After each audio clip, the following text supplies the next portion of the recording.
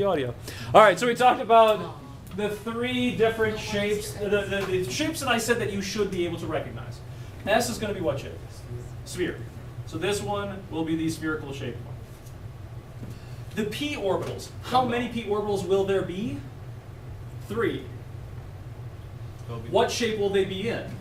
Dumbbell shaped. And there'll be one that is on the XY axis. There is one that is going to be, there's one on the X axis, one on the Y axis, and then one that is going to be on the Z axis, which would be coming in and out of the board. Like that. That's the best I got with my artistic skills suck. Okay? If I try to draw all 3 of them on top of each other, here's the X, the Y, and the Z. There's the Z first, the X axis, and then Y axis. And it ends up being that cluster that's all around it. Yes? So if the sphere is surrounding the p orbital, then why isn't it going? Then why isn't it going in those remainder areas right there? What in these other spots here? Yeah. So my drawing of the p orbital again is bad. The dumbbell shape should be a bit more squat. So there wouldn't really be. There wouldn't be that much space in between. Right? So then what happens when we go to the third energy level? Right? So for the first energy level, we only have enough room to be able to stick 2 electrons into the sphere. Second energy level, I stick 2 electrons into a sphere that just happens to be bigger, and then I start sticking them into these dumbbell shapes. Then what happens when I get even further away from the nucleus and I have third energy level further away? You get a clover. We get those clovers, which is the d orbitals. Do you have to know those shapes? No. Not so much, at least not to the best of my knowledge. So you like open up room in quadrants 2 and 4. Correct. You start opening up quadrants, and you start opening up volumes in other quadrants of that graph that are not being occupied by electrons that can be. But in order to be able to fill in those spots, what type of path is the electron going to have to follow? A normal one or a bizarre one? Bizarre. Bizarre. Is it going to be more energetic or less energetic to be able to follow those paths? More. More. So this is where we started talking about, well, which one do you fill up first? Do you fill up the 3D or do you fill up the 4S? Did we get to that point yesterday? A little bit. I think we just got there. Don't we? Because What's that? We have 4D. No, it's either 3D or It's 4S. it's the one that's further away because you don't have to have as much energetic and you can just kind of. So we go into the 4S first before you go into the 3D. I think this is literally where we stopped yesterday. So I know this is going to sound awful, but what we just did for the past about half an hour was summarize the entire week of notes that we've gotten so far. Do you need a moment to try and collect your notes and collect your thoughts so you're ready to jump into the next portion? Sure. Okay, give me a chance to swap out a battery. So We are back for round 2. Okay, Welcome back. back to my channel. Like Okay, and subscribe. so just doing the quick recap, the energy level was defined by the fact that we had an orders of magnitude difference on the photoelectron spectroscopy data. We ended up noticing that within the PES data that there ended up being multiple peaks within the same energy level and said that those are going to be called the sublevels. We figured out that the pattern for the number of sublevels is based on what energy level you are in. The more number of energy levels you have, the more type of sublevels you're going to get. But the one thing we also notice is that as I get further away from the nucleus, what can you tell me about the distance between energy level 1 and energy level 2 from the nucleus compared to the distance between energy level 4 and energy level 5? Okay, this is a tiny distance, this is going to be a big distance. Because small changes in radii create large changes in volume. So a very small increase over here would allow me to still fit in, cram in more electrons. Meaning, how many electrons, by the way, can I fit in the entirety of energy level 1? 2. I get 2 electrons that I can fit into energy level 1. How many electrons will be able to fit into energy level 2? 8. 8. How many will be able to fit into energy level 3? 18. 18. How many will we be able to fit into energy level 4? 32. 32. How is he getting these numbers? Talk about it, because by the sound of it, a number of people say, like, wait a minute. Figure out, how did I get number of electrons, 8. total You wrote 3. number of electrons in, because I said energy level 3 while I was writing the 8, and that's myself. So it's electrons. Total number of electrons in the energy level. So it's electrons that can fit. So it's P's.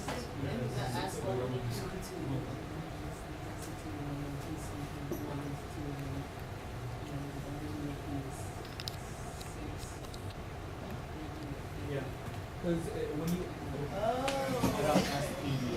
so yeah, you're adding okay, I S, see now. you're adding S sublevel, and within it there's a new P. So it's the initial 2 that you could have had, plus the 6 that can fit in the P. All right, so in energy level 1, how many can I fit? I only have an s orbital. I get 2 electrons in it. When I'm in the second energy level, I have a second s, which is now the second energy level, which can hold 2. How many can be held in the p? 6. So the 2 plus the 6 gives me a total of 8. Then if I go to the third energy level, I get a 2, a 6, and a 10 for a grand total of how many electrons can fit in the third energy level? 18. When I get to the fourth energy level, I can fit 2, 8, 10, and 14, which now brings me up to 32. We could then theoretically even go up to the fifth energy level, which we really don't need to, but we might as well at least get the math done for it. Fifth energy level would then have, what? 18. The theoretical G that would have 9 orbitals in it, that would be able to hold 18 electrons. So the fifth energy level will not only be able to hold 32, but another 18 on top of it to be able to hold 50. Do we have to write that in here? No. These are the big ones that you need to know. All right, so from here, what we started talking about was full electron configurations and abbreviated electron configurations. Did we start doing that yesterday in class? Full versus abbreviated electron config? Yeah. Okay, and we got that done a little bit. And that's where we busted out the periodic table and started looking at the periodic table. Okay, so dynamic periodic table. Great. And actually I moved that camera over there because I thought I'd use a whiteboard, but let's come back over here. So the reason that only 2 electrons, or the reason that there's only 1 sublevel is because there's not as much space. Correct. In energy level 1, the only reason that I can only get 1 sublevel in there is because of such a tiny amount of space, I cannot fit any more electrons into it. When I get to the second energy level, I have more space, so I can get those 2 doing the same pattern that I was doing before. But now I've got enough space where I can cram in more. As a matter of fact, I can cram in 6 more. And they're just going to take up some of the gap that the S is really not taking up anymore. And like by being able to cram more, being able to put more in it without without them repelling more electrons out of the atom. So what's pulling them in toward the nucleus? Protons. The protons. So the positive charge is pulling them close enough in there, and there is a balance then between the repulsiveness of the electrons that are there and the protons that are attracting it. Okay. You can stop hitting your head on the counter. Well, I was trying to wake up. Oh, you're trying to wake up, I see. Could do I some have more a squirt locking. bottle. With a squirt bottle? Really? That's not gonna work. Can I do it? It's gonna work for No. like Can we 5 squirt seconds. deionized water into No. I it? feel like All right. I- So this is all going away. Because what I'd like to do at this point is we can now start to read this periodic table as a book, going line by line. And one of the nice things about this, how many people have been to the dynamic periodic table website? Yeah. Yay! How many people have ever clicked on the orbital tab? No. Yeah, it's a thing. So we got properties, orbitals, isotopes, compounds. If you hit on isotopes, for example, it'll start telling you what type of alpha proton emission, neutron emission, beta decay, positron emission, and so forth. You click on one of them, and then it basically gives you the entire possibilities of what you have. Here are all the different isotopes that are possible. You can look at that one, and it tells you what the properties are of it. However, orbitals. Oh god. Okay? Now, first thing I want you to notice, when we're looking at the Wikipedia version, which basically, the reason that it says the Wikipedia version, because if you click on it, it gives you the Wikipedia article about that element. Closing that out. If I were to go to the isotopes column, which we just saw, but I want to go to the orbitals one. What happens with helium when I click the orbitals column? I'm going to click it back and forth so you can see it. You ready? Whoa. It goes. Whoa. Oh, it goes that way. Oh, because it puts the S's Why? together, right? Once again? It puts the S together. It putting the S's together. All of these elements here are in what block on the periodic table? It starts with an H, right? Well, it's the S block. Oh, that's what you I'm just going by orbital blocks at this Oh, point. okay. So this is going to be the orbital block that refers to S. What block is this going to be? P. P. Let's talk about why it's how you know it's going to be S and how you know it's going to be P. How many electrons can actually fit in the S orbitals? 2. 2. 1, 2 columns. Whoa. How many electrons could fit in the p orbitals? 6. 6. How many columns am I going to have for the p orbitals? 6. 1, 2, 3, 4, 5, 6. So it's like if it was like P6 as the last thing. P6 would be the last column. That means you've got all 6 of them in there. So it'd be the valence electron. Those would, well, we'll talk about valence after we write out the electron configurations. And then D, you'll notice that D ends up having how many? I just erased it, so you should have D it on has your 5 notes. or 10. It has 5 orbitals, or how many electrons? 10. 10. 1, 2, 3, 4, 5, 6, 7, 8, 9, 10. Now remember how I also showed you the picture of all the different shapes of the orbitals yesterday? Here's something that I discovered this morning. If you take a look at, let's just take, I'm going to take nihonium at the bottom down here. Pick an orbital. This is P3. literally the entire electron map for nihonium. If I picked an orbital like the 4p, it actually gives you a picture of what that exact orbital itself looks like. That's probably the better one, so you can actually see the layering on the inside of it. Again, do you have to know those shapes? No, but what you should do is know those shapes. And this is showing you beneath the outer or S orbital. It's just showing you that one orbital with no other relation to any of the other ones. All right, so what is it that I want to do? Well, let's go ahead and I'm clicked on vanadium for right now for no better reason than I didn't want to leave it where I was at. Let's go ahead and do the full electron configuration for, which one do you want to do in the bottom row? A bottom row one. Bottom row one. Of course I'm going to do the bottom row one. That way we have to do one. Friends. BH. BH, borium, done. Borium, You bore me. BH, number of electrons is equal to 107. Now, if we start reading this thing like a book and start writing it out, let me see if I can actually get this to, yay, we have the entire thing on there, but I'm going to turn on the lights just in case there's some nasty glare. So, from right here, where am I starting? 1s. 1s, and how many electrons are going to fit into it? 2. 2. So, Oh, God. 1s2. 2s2. Now, are there any more in the first row? No. Now I go to the second row. Second row, what's this going to be? 2s2. 2s2. And then 2p6. 2p6. So the second row, let me write it please. 2s2, 2p6. Yes, sir. So are those two individual electrons or two pairs of electrons of opposite spins? Those are each individual electrons in the same orbital, and if they're filling the same orbital, it'll have opposite spin. For example, if I were to draw the 1s, that'd be one of the electrons, that'd be the other electron going down. So one spinning one way, one spinning the other. We will get to these orbital diagrams after we get through the electron configuration. Okay. So, this was row 1. This was row 2. What's row 3 going to look like?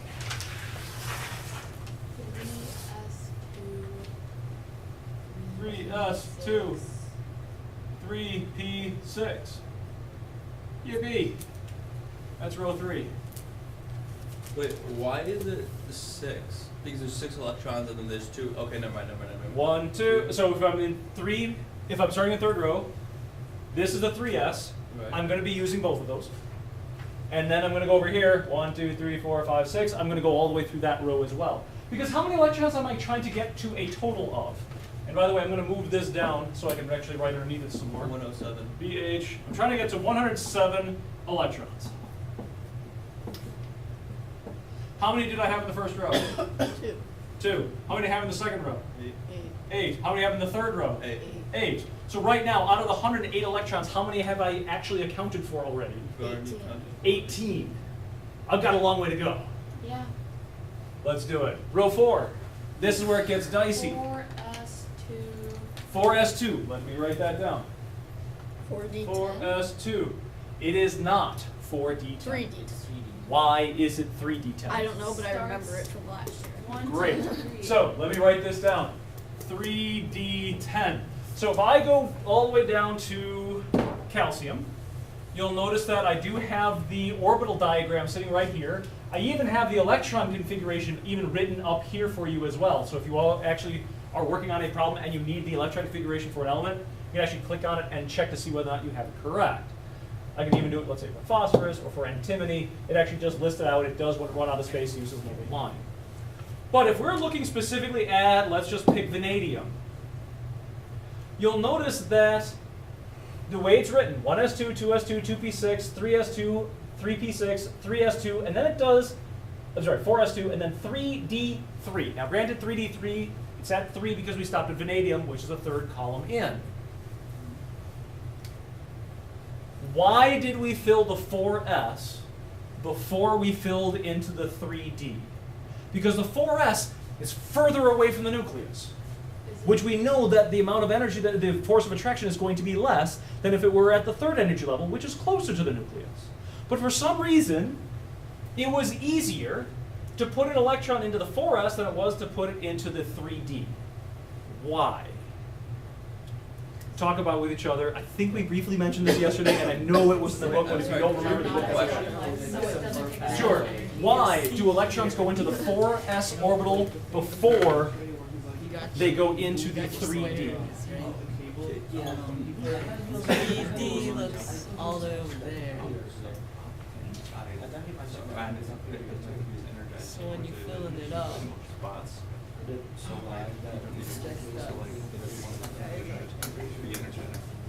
But I mean, in terms of what we're doing, more energy input, I put in more energy.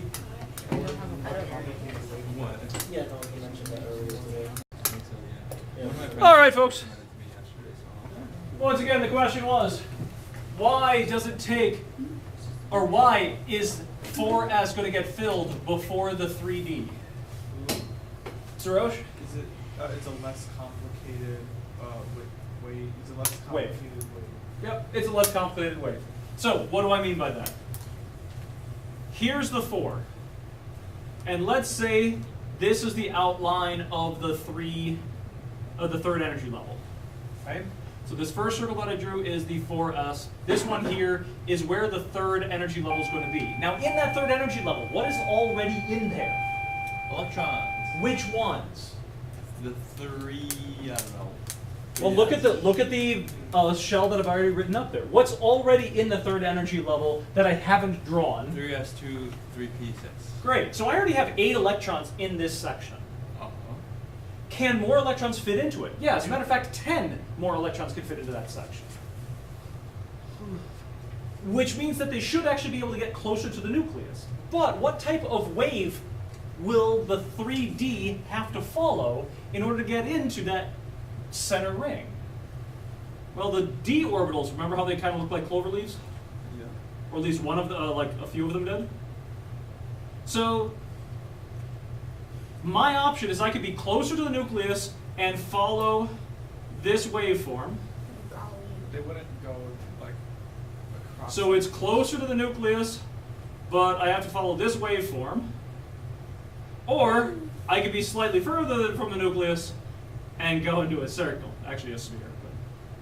Which is going to be less energetic. Okay, so even though it's slightly further away from the nucleus, which is a big drop off in energy, or a big drop off in force of attraction, the electrons are more likely to go into the 4s because of energy purposes than try to get closer to the nucleus and try and follow this complicated waveform. Everybody follow that so far? Now, is that something you need to explain? Yeah, kind of. On the AP exam, there's portions of it you might have to make that explanation. But more importantly, can you figure that out? Can you figure out how to figure that from the periodic table? When you hit the 4th row, this first set of the d orbitals belongs to which energy level? 3. Just a second. So we got 4s2, 3d10, and then for the rest of the 4th row is going to be 4p6. And that's the 4th energy level, or 4th row. Yes, sir. If the nucleus was in the middle there, Mm-hmm. you wouldn't exactly have electrons going across the nucleus. Correct, but I wasn't going to try and pick up my pen while I was making that pattern. Yes. So if on the AP test they ask why does 4s2 come before 3d10, we could would a good way to explain it be that it's more thermodynamically favorable to the electrons because it's not as complicated of a pattern? Yes. Okay. So you cannot just stop where, so I know a number of people want to just put down the words, it's more thermodynamically favorable and stop. You can't stop there. You do have to add that last part that you just mentioned, Right. that the 3D is a more complicated waveform, even though it's closer to the nucleus, so it's more thermodynamically favorable to fill into the 4s, even though it's further away, it has a less complicated waveform. So wait, then why is it 3D? Like, why is the first number So- 3 instead of being a 4 like it is for the? So going back to your notes a little while ago, do we have enough space to stick 10 more electrons into the third energy level? No. Yes. Oh yeah. Because if you take a look back at your notes to the previous that I already erased. Mm. So if you're looking at the chart, I had 3s, 3p, and I had 3d. But when you're looking at the energy abilities, this is going to be easier to fill energetically than this will be. Right. So the 4s actually fills before the 3d. Before I start cramming them into the center, I'm going to start layering them on the outside. Okay. Okay, can you get up to row, how about this? Get up to 6s2. Help me get there. Where are we? We're at 4P. We're at 4p6, so we just did this and we just stopped here. 5S2. 5s2. 5s2, what's going to be next? 4D10. 4D10. 5P6. 5p6, and then? 6S2. All right, so let's get that much in there. 5s2, 4d10, 5p6, that's row 5. Then we've got 6s2. Now there's the F block. Now there's the F block. Now, checking out the F block.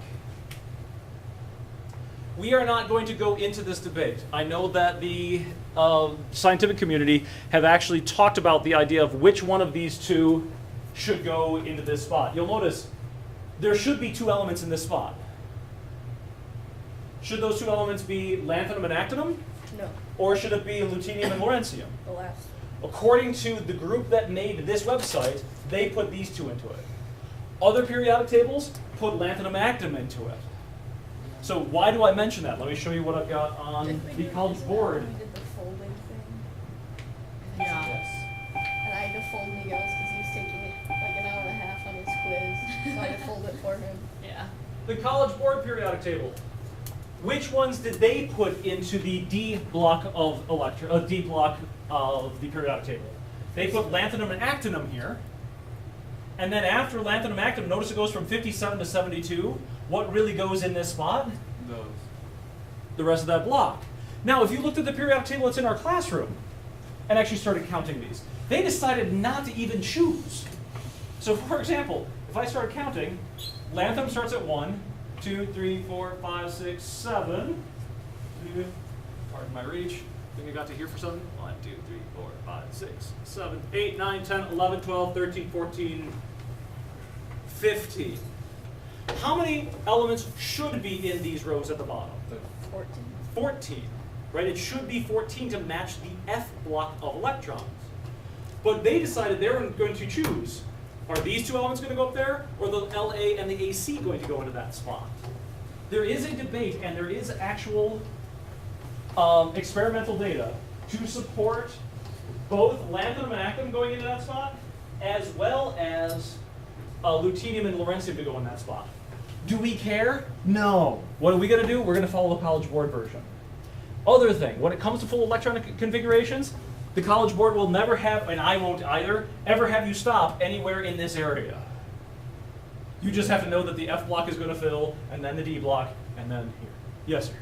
So wait, but like the periodic table is that like the actual periodic table is actually supposed to have the center portion of it in there. Correct. So then So ultimately why, what you should do is hack this here, push this over, and then stick the periodic table to put the rest of it into it. Yeah. So then why is But there, here's the question. Let me draw it real quick. Some people feel that the periodic table itself should look something like this, Yeah. right? Right. Other people feel that it actually fills the first section of the D block in first, and then continues the D block there. In other words, instead of hacking off the periodic table here and moving it over, there is experimental data to show that it makes more sense to hack it there instead. Do we care? No. Which periodic table we're going to follow? The one the College Board gives us. Does that make sense? And that's as far as, I mean, for those people who are actually interested in the actual discussion itself, there's an article in or on my website about where Lorentzian belongs in the periodic table. Have at it. It's kind of fun. All right, so now that we have that down, after we go into the 6s, what do we go to next? 3, like 5. So this is the F block, yes? 5F. So in here, we know that this is going to be the S. We know that this is going to be P. We know that this section is D. But when we put the number in front of it, it's going to be whatever row you're in, N, minus what? 1. Minus 1. What is the F block Was that going to N be? minus 2? It's N minus 2. What is it? So it'd be Minus 2. 4. This is going to be 4F14. Then what? So after I've gone 6S, 5D. 4F14, then we're in the D block again, and we're at 5D10. 5D10, 6P6. 6P6. And this is now all the 6th row. Wait, why is it n minus 2, n minus 4? If you look back at the notes that we started at the start of today, please look at them.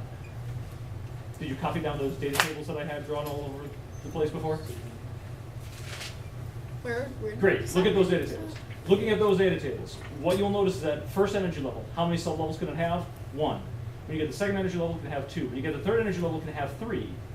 But when we went to fill the third energy level, taking a look up here, when we went to fill the third energy level, all we did was we filled the 3S and the 3P. We didn't fill the D first. We filled the 4S of the previous step, and of the next step, and then we went back to fill the 3D. Same thing is going to occur with the F block, except because it's such a high energy and even a more difficult waveform with 6 lobes and in multiple dimensions, instead it's going to fill up 6S first, then the 4F, and then the 5D. Sure? I don't think the camera has batteries. Oh no, is it dying? Did it die already? Oh, it's still recording. It's draining quickly, which means I What have is to. the red thing? Oh, yeah. Yeah, this does mean that the battery is low, so I'll have to swap that out in a little bit, but I'm going to go for about another 3 minutes here. Okay, so what's the last portion that we're going to do to be able to finish off borium? Well, how many electrons have we done? Let's go back to our count. A lot. This one gave us 2, this one gave us 8, this one gave us 8, this one gave us 18, this one gave us 18, this one gave us 32. 10 plus 8 is 18, 18 times 3 plus 32. Help? That's what? That's 50. 50 plus 36. We've used 86, and we still have to get to 107. No P. Phew. All right, we good for this last row? 7S2. So last row, 7S2. Where am I? Right here. 4F14. 5F14. Yes. 6D. Oh, no. 1, 2, 3, 4, 5. 6D5. Why did we stop at 6D5? Because that's where we got to borium. So you count the first square? Well, because it is still that first slot. Because really, that Oh, would be okay. this one over here. Yep. Yes, you would count that first slot. So it's easier to fill the it's easier to fill the D block of the. It's easier to fill the D block of the previous orbital than it is to make an S block, or to make a new P block. Correct. Is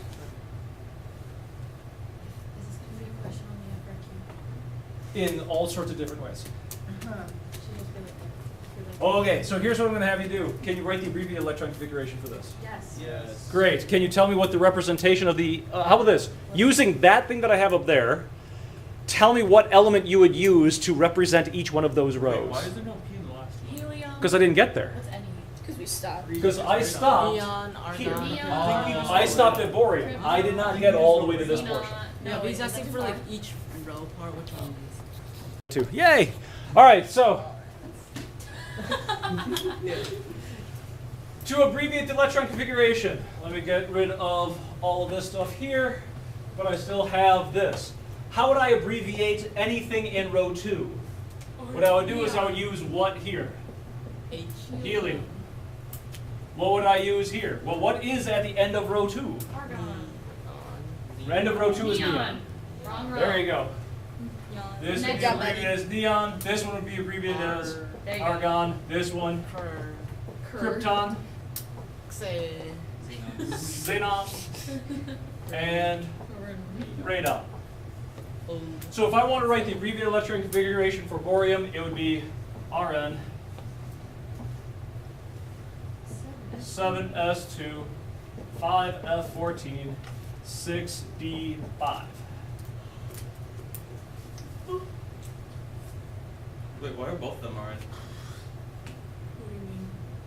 Top right one and No, So it's this is matching up with each one of these rows. there's nothing in the last one.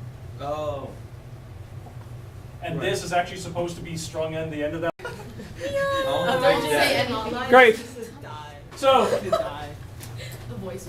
this ends up being the full electron configuration. All of this for borium. This is the abbreviated version of this. Yes, sir. So let's say we just wanted to get RN. Could we just like write down RN and then have that? as Depends on what the abbreviated? question is asking, but oftentimes yes. Other than that, what you could do is XE, 6s2, 4f14, 5d10, 6p6. Okay.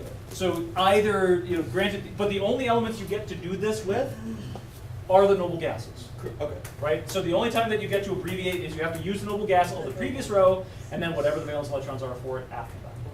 All right, so that said, what I'd like you to do is, can you write out, and then I'll give you a moment to do this, write out the abbreviated electron configuration for iron, magnesium, and chlorine. Go for it. Whiteboard? Oh. Abbreviated electron configuration for iron, magnesium, and chlorine. I thought we get out at about 35. 35, so 10 minutes. 9 minutes. Okay. Great. Magnesium, what'd you get for the abbreviated electron configuration for it? And he 3 Four. is. Oh, what? 3. 3 is 2. Great. Here's something else that you could have written, and I've seen the College Board do before. 3p0. Do you need to put it in there? No. Has the College Board done it before? Yes. Is there any electron in the p orbitals at this point? No. So it doesn't Okay, matter. it doesn't matter. If you put it in or don't put it in with the 0, that's fine. So if you were doing on a written portion, you would not have to write the 3p0. If the College Board gave it to you, I wanted you to recognize that they could put the 0 in. What's the magnesium going to look like? And I need 3s2, 3s2. 3d10. 3p5. P5. All right, so this ends up being the abbreviated electron configuration. What about for iron? I'm going to come back to it. I will do it. I want to do these two first because the next thing I want to look at is what's referred to as an orbital diagram. Oh, wait. Why does that sound Oh, is it familiar? the How about I write it and then you don't have to worry about thinking about it. So for this, what would I write down? Here's the 3s. Oh, just kidding. Oh! Here are the Yeah, it is. No! It's the. Great. How many electrons am I going to draw in all of this? So you put 2 on that and 0 on the other one. Yep. Oh, I do remember. How would I do this. the orbital diagram for chlorine? You do. So you draw the same lines. Yes. These Yeah. would represent the 3 And P's. then you put 2 on the first line. 1. Or like So hold on. 1, Yeah, 2, two on here we those. go. Oh, yeah, because the 1, all 2, 3 up, and then 2 down. You're going to fill 1 electron into each orbital first before you start to double them up. I remember this. How many am I going to put in? I will explain why afterwards if you'd like me to. I remember there was Great. another analogy. Any questions for how I filled this in so far? Because I'm going to continue going that way. What do I mean? If I wanted to turn chlorine into an ion, how would I figure out the electron configuration for chlorine with a -1 charge? Add an electron. So Where would that 3p6. electron go? It would go right here. Okay? And if it went right there, the abbreviated electron configuration for chlorine as an ion would be Ne 3s2, 3p6. How else could I have written that for the chlorine ion? I can't remember. What'd you say? So, KR, 'cause the I electron remember configuration rock, ends bro. up going to become something similar to a noble gas electron configuration. Not even something similar, exactly the same electron configuration as the noble gas. What is the ion going to look like for magnesium? What's it going to do? Add E. No. Oh, it's going to be positive, right? It'll It's be going to be positive positive 2, so Positive it's going to two. be both S's, 3 S's. So then the Mg with a positive 2 charge would end up just And E. becoming an E. Ah, that's coefficient. And again, sometimes the College Board might write that down as 3s0 to show that the electrons are no longer there. Oh, I see. Interesting. Yeah, 6 minutes. 6 minutes. All right. Questions on this part? Yes, sir. So why is it that you fill out each different? Is it sub-level or no? I will answer that for you after class. Okay. Okay. Why do you fill in one into each one before you start to double them up? I'll be happy to answer this. I will give you the short version. If you want the longer version, ask me after class. Short version. Each time you put in an electron, what charge are the electrons? Negatively charged. If you have the option of trying to cram it into one orbital, or it can actually spread out to an equidistant orbital that's still the same distance away from the nucleus, but not have to take up the same space to counteract the electron spin, you're going to take up more space. Take in one in each one first before you start to double them up. Okay. Questions on the ion building, going up and down with number of electrons and what it looks like. You have the abbreviated electron configuration for iron. Argon. Argon, 4s2, 4s2, 3d6. 3d6. I concur. Orbital diagram, 4s, 1, 2, 3, 3p, 3d. And how many lines should I draw for the 3d? 5. 1, 2, 1, 2, 3, 4, 5, 6. Here's the next question that is pretty crucial. If I go to remove an electron off of iron, am I pulling it out of the 3d or am I pulling it out of the 4s? Question? So for the